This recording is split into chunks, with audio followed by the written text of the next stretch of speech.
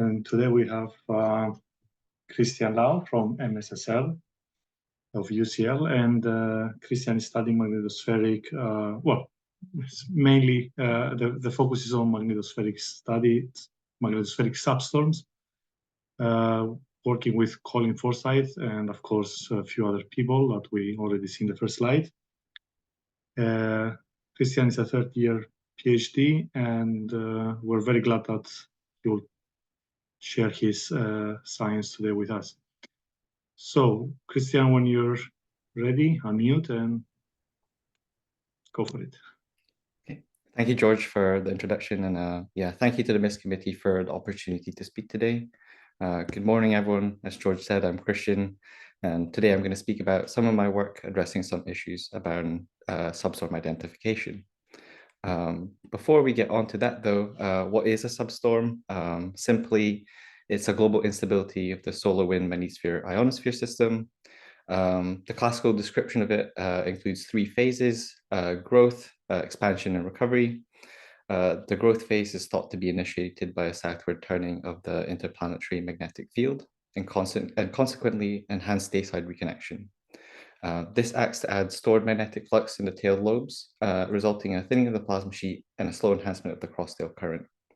The onset of the substorm expansion phase, which is kind of the main focus of my studies, was initially defined as a localized brightening of an equatorward arc, followed by its spread poleward and azimuthally by AXO through 1964.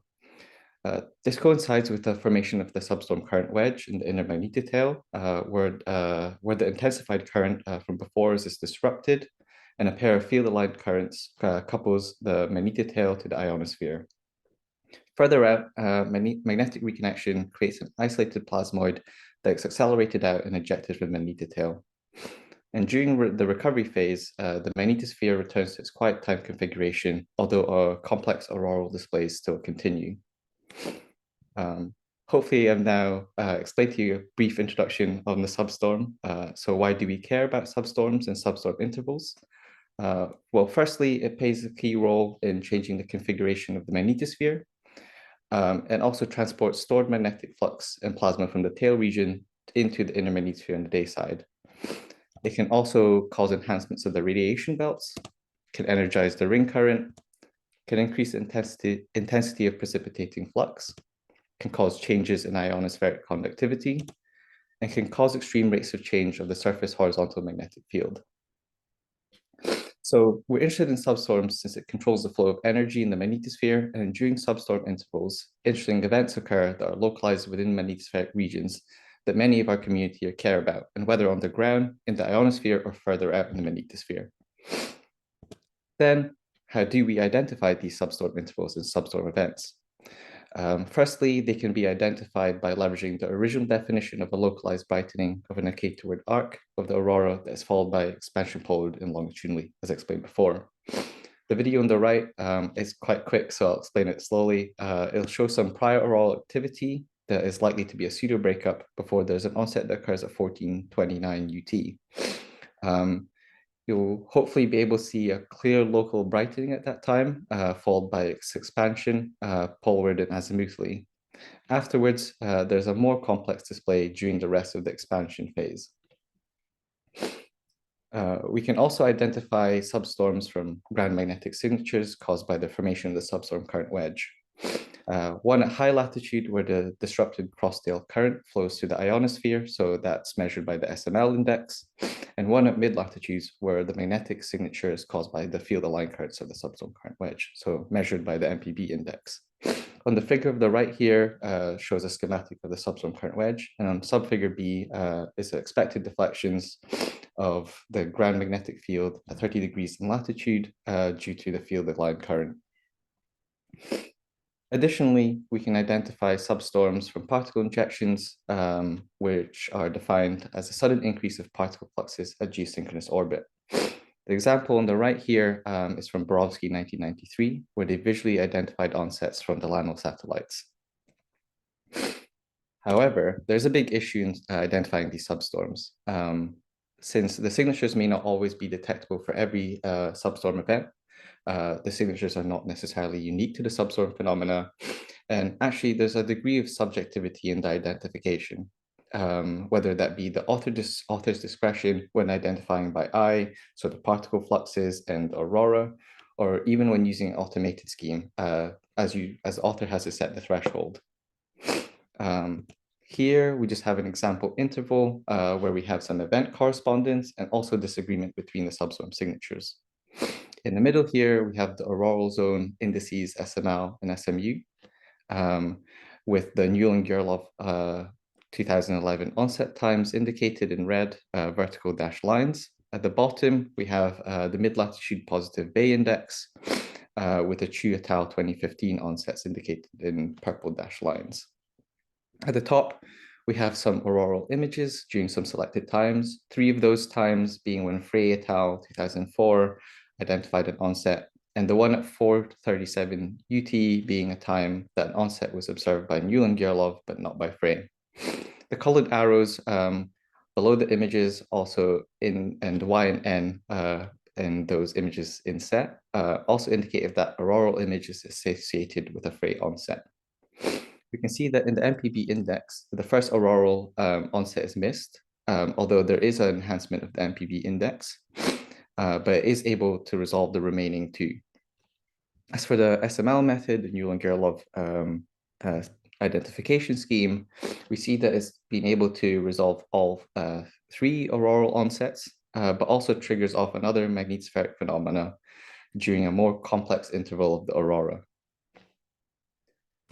We also have another interval here where there are 2 Frey auroral onsets with a clear brightening of the aurora at local midnight and at local 21 MLT. But neither of these events were picked up by the automated lists on the ground magnetic indices, though there are enhancements of these indices around these onset times. So you can see that there is an SML Bay around the 8 UT, and also one at 22:45 UT, but they're not large enough that the automated schemes can identify these events. And the same for the MPB index, there's an increase, and actually more increases in the in-between time, but they're not large enough to trigger.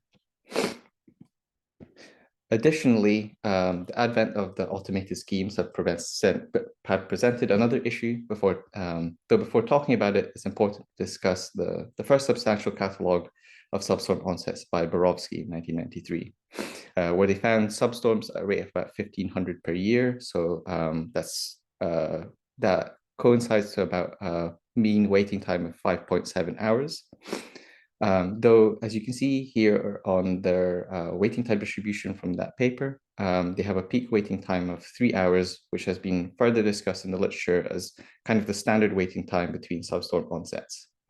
I should add that this rate of substorm occurrence was further evidenced by the Frey et al. Catalog.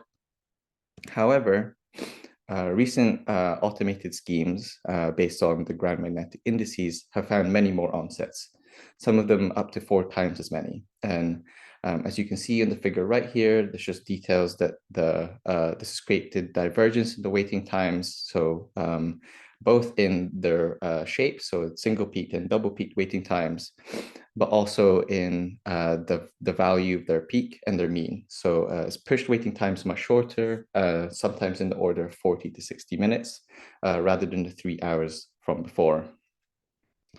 Additionally, superposed epoch profiles of SML around the onset times of different lists have been shown to show significant differences in the events they're identifying.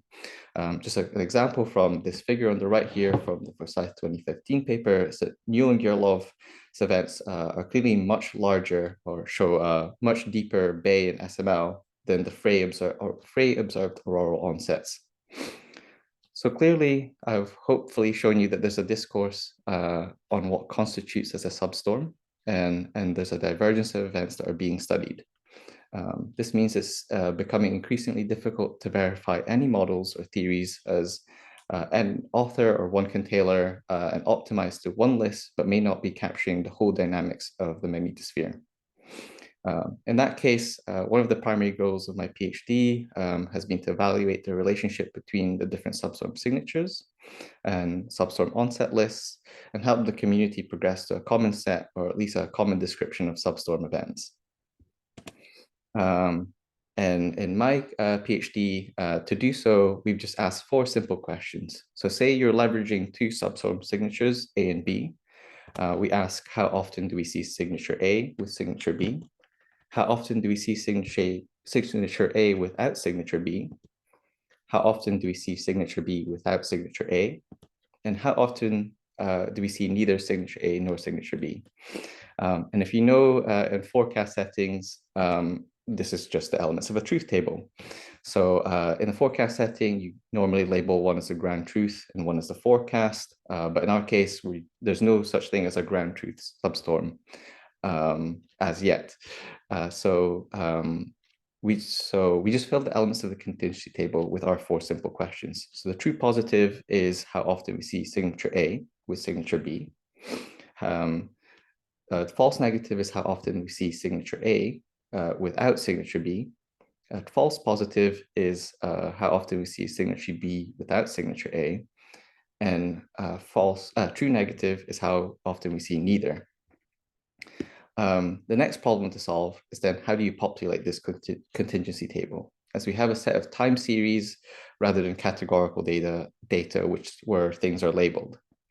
How we did this is we split the time series into a series of windows. In our case, we split the time series into 30-minute windows. We did this as it's a conservative estimate of the length of a substorm expansion phase, such that we can say that 2 signatures are occurring for the same substorm rather than subsequent events. Once we've split the time series, we then ask the 4 simple questions for each window. So on the top, I'll just go through this figure here.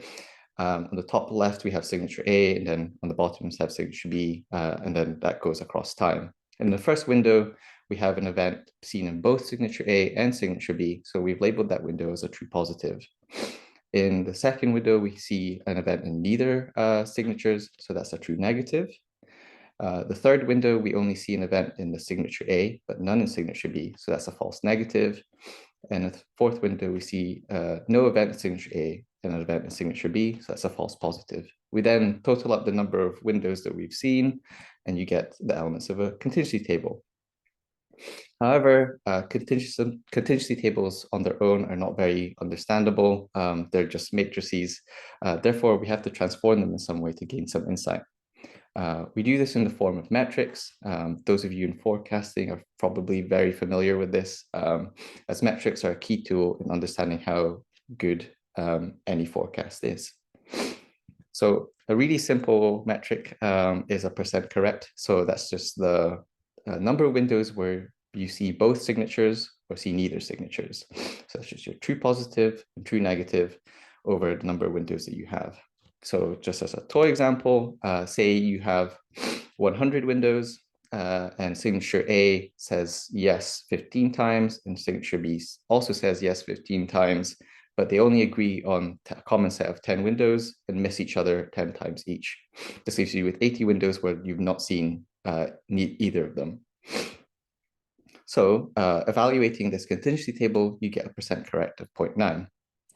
However, there's a flaw in this metric because you can use the same set of events where signature, in one signature, you see it 15 times, signature another 15 times, but where they don't agree.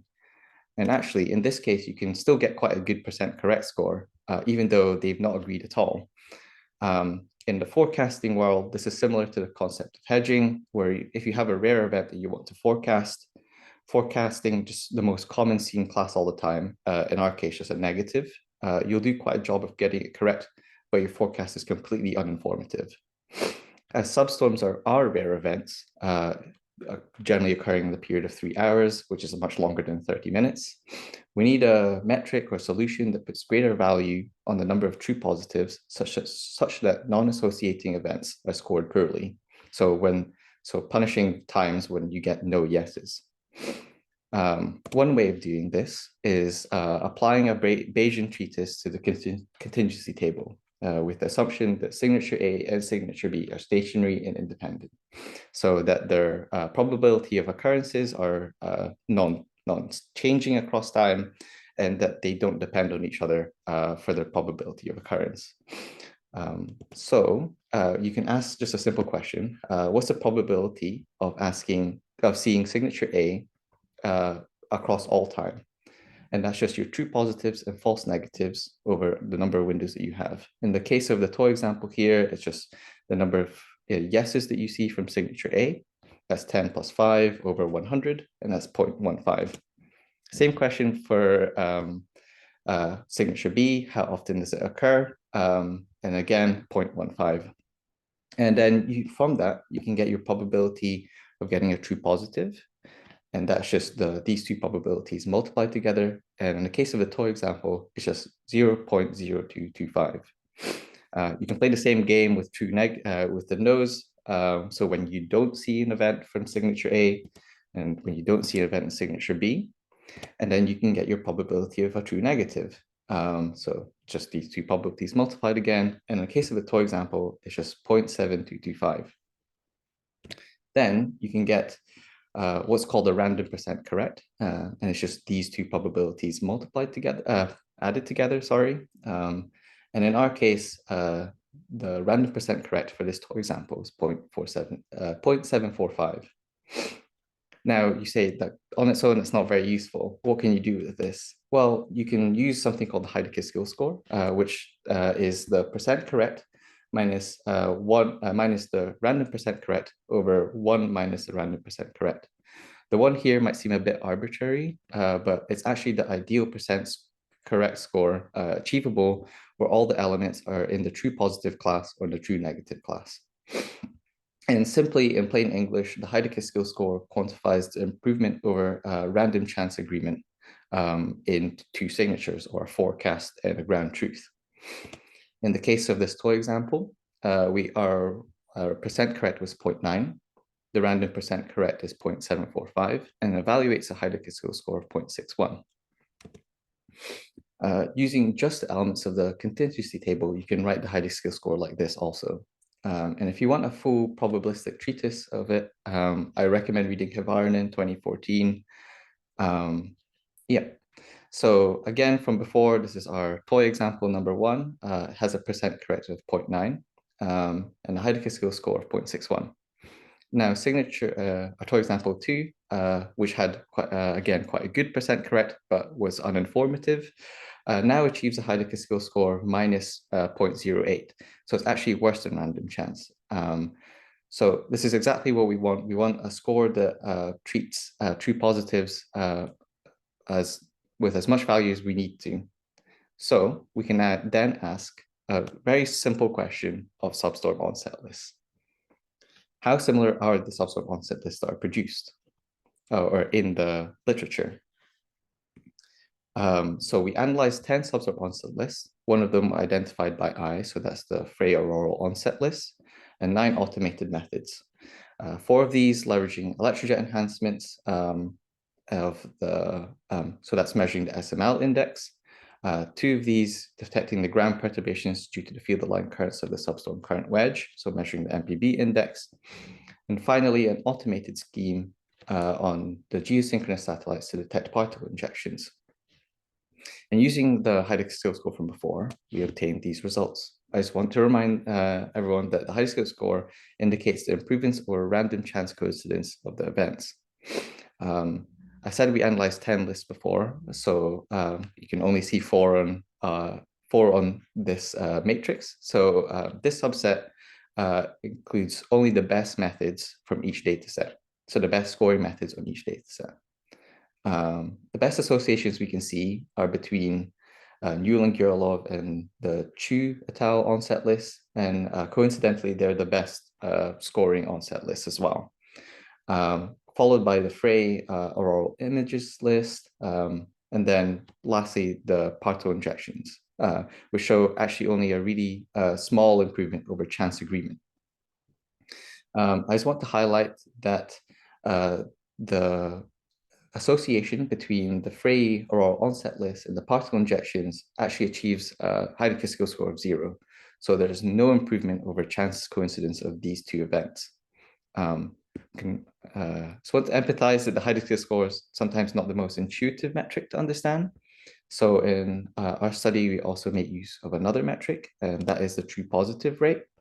So true positive rate is the true positives over true positives of false negatives. So, or simply is how many events of signature A, so how many yeses you have, are also seen in signature B. In our toy examples, so we have 15 events in signature A, in this signature A. Only 10 of them are, only 10 of them are seen in signature B, so we get true positive rate of 0.66. In the second toy example, none of them are seen, so we get a true positive rate of 0. So these are our results. Now I should also explain that the true positive rate has a directionality. So it's important to remember what list is labeled as what in this case. In our previous language, the reference means that the signature onset list was used as signature A and the comparison signature B, so that the true positive rate indicates the percentage of events in the reference list that is also seen in the comparison list. So what you can see in this figure is that even the best associating lists that we've evaluated before have less than 50% event coincidence. And that's actually shockingly poor when you think about substorm occurrences. And that the best association we see is that the true MPB events, 45% of those are observed by the Newland-Gerlov SML list as well. And that corresponds to about 1,500 events that's common between the Chu list and the Newland-Gerlov list. Again, indicated by the Heidegger skill score before, there's only about 5% of the Frey images that have a coinciding particle injection, and that corresponds to about 100 events that's common to both Borovsky and Yakimenko's particle injection list and the Frey auroral image list. So to answer our simple question from earlier, how similar are substorm onset lists? With less than 50% event coincidence, actually not similar at all. So this kind of leads us to ask two more questions of our substorm onset lists. What's causing the disagreement between them? And can we filter out these errors? How we do this, and I'll be the cause of a brief aside, is using another substorm onset list called SOPHY. It's another method applied to the auroral indices SML and SMU by Forsyth et al. In 2015. It's a non-parametric method that identifies substorm phases from percentiles of the yearly rate of change of SML. Additionally, it also attempts to distinguish substorm events from other magnetospheric phenomena. It does this by leveraging the SMU index, flagging intervals where there's a comparative increase in SMU as a decrease in SML as enhanced convection intervals.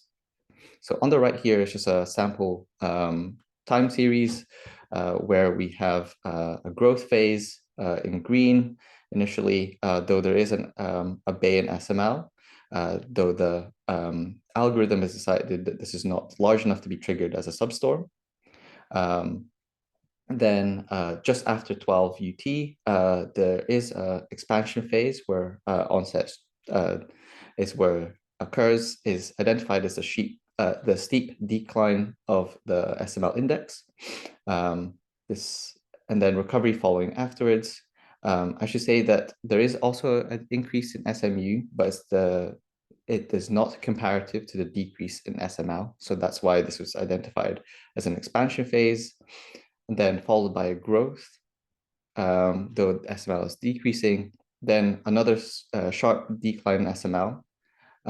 But this time, in this case, the decrease in SML was comparative to the increase in SMU. So this was flagged up as a possible convection interval. I should add, SOPHY also indicates the coinciding recovery phase related to the expansion phase as part of that convection interval. So I should also add that it is valid to use SOPHY. It only scores marginally worse than Newland-Gerlov. So we compared just the SML methods against the other onset lists that we analyzed, and it only scores marginally worse. So it is valid to use SOFI in our study. Before I go on to the results though, it's just gonna go over some science. It's important to explain the DP1 and DP2 current systems. So since SML or SMU measures the deflection of the ground magnetic field due to the westward/eastward electrojet. On the right here, we have a schematic of the current systems in the northern hemisphere polar ionosphere. At the bottom, we have the foot points of the field line currents of the substorm current wedge and the DP1 current flowing across the ionosphere between these 2 points. As the DP1 current flows the same direction as the westward electrojet, we expect it to have the same deflection on the ground. Though we expect DP1 to be only enhanced when the substorm current wedge forms and the cross-tail current is closed via this pathway. As such, we would expect the contributing station during substorms to be near midnight with no associated SMU enhancement. Now in this schematic, along the dawn and dusk sectors are the westward and eastward electrojets. These occur due to the convection of magnetic flux over the polar cap. When convection is enhanced, there will be a decrease in SML observed with the contribution station in the more dawn local times, and also with a coinciding increase in SMU due to the eastward electrojet. Again, SOFI leverages this information to distinguish between substorms and convection by filtering out times when the increase of SMU is correlated with the decrease of SML. So what we did was look at MLT distributions of SOFI events, and specifically SOFI isolated substorm onsets and enhanced convection intervals. So in this case, we defined an isolated substorm as a growth, expansion, recovery, and growth. And enhanced convection interval is just any SOFI flagged event. These MLT distributions are consistent with previous studies as a substorm distribution centered around local midnight. And also the convection distribution is consistent with the location of DP2 currents centered more towards the dawn sector. However, the isolated distribution here shows a bump at the dawn MLTs where convection is maximal.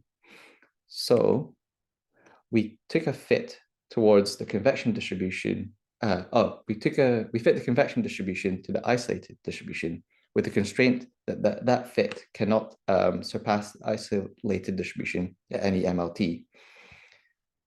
We then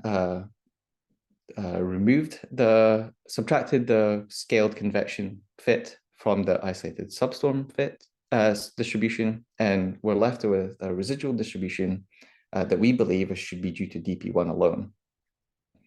As it's again centered around midnight with now no contribution minimal contribution at the dawn and dusk MLTs. Although, as the residual distribution is still non-zero at non-substorm MLTs, we reallocate those onsets occurring at 5 to 18 MLT to the convection distribution. And then we get a distribution like this. So I realize this is quite intimidating. On the bottom here, we're now in probability space rather than count space like before. We have the convection distribution with the reallocated onsets at the 5 to 18 MLT added in green. We have the DP1 perturbation distribution in gray dashed and dotted lines. And also we've also overlaid the Frey et al. 2004 onset distribution. So we find that these decomposed distributions are consistent with the DP1 and DP2 resolutions of the SuperMAG network by Shore et al. So up here, where they evaluated the spatio-temporal patterns that contributed most to the surface external and induced magnetic field across the solar cycle. We see that where the Shore et al. 2018 paper find the DP1 and DP2 current peaks match up well with the location of the full width at half maximum of our resolved MLT distributions. Should also point out that we believe this DP1 contribution is consistent with the Frey et al. Distribution of auroral onsets, although it's offset by 1 MLT. That can be explained for as the auroral enhancements are expected to be shifted slightly westward from the DP1 enhancement, as it should be co-located with the upward field aligned currents coincident with the precipitating electrons that cause the aurora. As the resolved DP1 distributions needs to be manipulated from the combination of the isolated and convection events, we can then say that though SOFI tries to filter out for true onsets, it's still contaminated with known substorm events. So, answering the questions from earlier, what is causing the different disagreement between these different onset lists? We can say other magnetospheric phenomena. I know that may seem obvious, but it needs to be evidenced. And especially in the case of auroral magnetic lists, the prime candidate is enhanced convection. And can we filter out these errors? Yes, but only statistically. When filtering out those distributions, we cannot do it on a case-by-case basis. You're just left with probabilities. So in conclusion of the work of my PhD so far, I've shown that substorm onset lists show a weak association with one another. In fact, they have less than 50% event coincidence. However, if you're to do a study to use one onset list, we recommend using, when only requiring onset times, the Chiu-et-al 2015 list or the Euler-Gerlov list. The MPB index is more limited in its time. So if you're needing to cover, let's say, the Van Allen era, recommend the Mullard-Gerlov SML list. However, when you require the full substorm phase time series, we recommend the Forsyth et al. 2015 list. There is the caveat that these methods above that rely on grand magnetometers will be contaminated with non-substorm intervals, which we can filter out statistically, but more information is required to filter it out on a case-by-case basis. Thank you. I'm happy to answer any questions.